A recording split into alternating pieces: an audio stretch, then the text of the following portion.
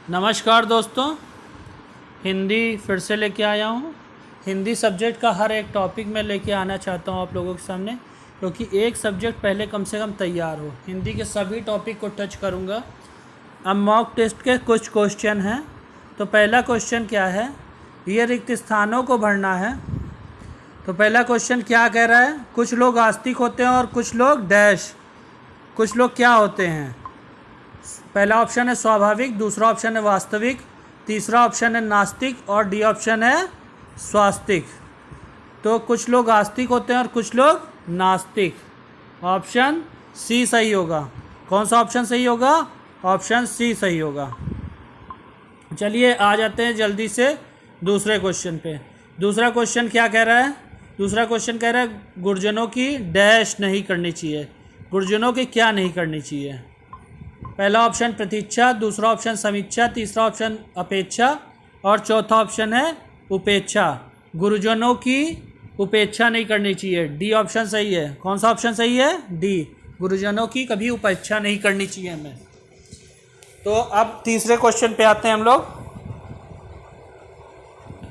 तीसरा क्वेश्चन देखिए क्या है, आगे कुआं पीछे डैश, मुहावरे में रिक्त स्थान पर कौन सा शब्द आएगा? आगे कुआं पीछे क्या? आगे कुआं पीछे क्या, मुहावरे में रिक्त स्थान पे कौन सा शब्द होगा? पहला ऑप्शन पहाड़, बी ऑप्शन नदी, सी ऑप्शन टीला और चौथा ऑप्शन डी खाई। आगे कुआं पीछे खाई ऐसा मुहावरा होता है। तो इसमें कौन सा ऑप्शन सही है? डी ऑप्शन सही है। कौन सा ऑप्शन सही है? डी खाई। चलिए चौथे क्वेश्चन पे चलते हैं। चौथा क्वेश्चन देखिए क्या है, हाथ पसारना मुहावरे का क्या अर्थ है? हाथ पसारना मुहावरे का अर्थ है, पहला ऑप्शन विस्तार करना, दूसरा ऑप्शन लेना, तीसरा ऑप्शन मांगना और चौथा ऑप्शन डी है जो है देना।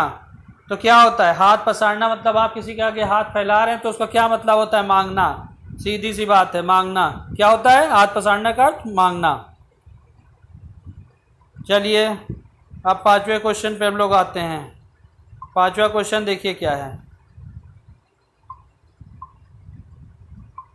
चोर की दाढ़ी में तिनका लोकोक्ति का सही अर्थ है। ए ऑप्शन दाढ़ी में तिनका होना, बी ऑप्शन चोर की पहचान होना, सी ऑप्शन चोर का स्वयं डरना, डी ऑप्शन हर चोर की दाढ़ी होना। तो चोर की दाढ़ी में तिनका का मतलब तिनका नहीं होता है। चोर की दाढ़ी में तिनका का अर्थ होता है चोर का स्वयं डरना। क्या होता है? चोर का स्वयं डरना।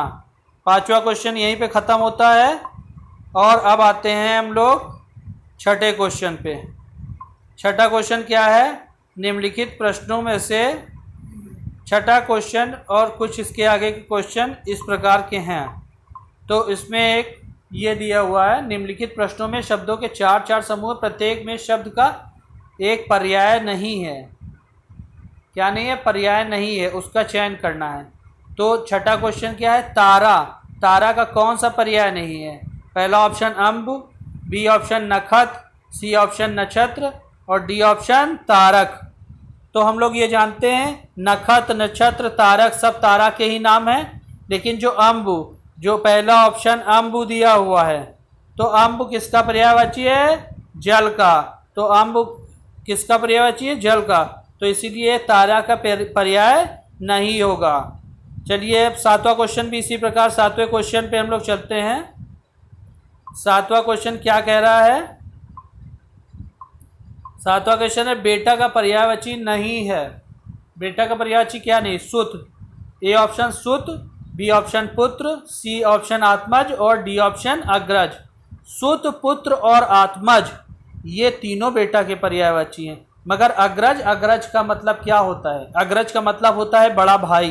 तो इसलिए अग्रज जो है बेटा का पर्यायवाची नहीं है। तो इसमें कौन सा ऑप्शन सही है? D option. कौन सा ऑप्शन सही है? डी ऑप्शन अग्रज।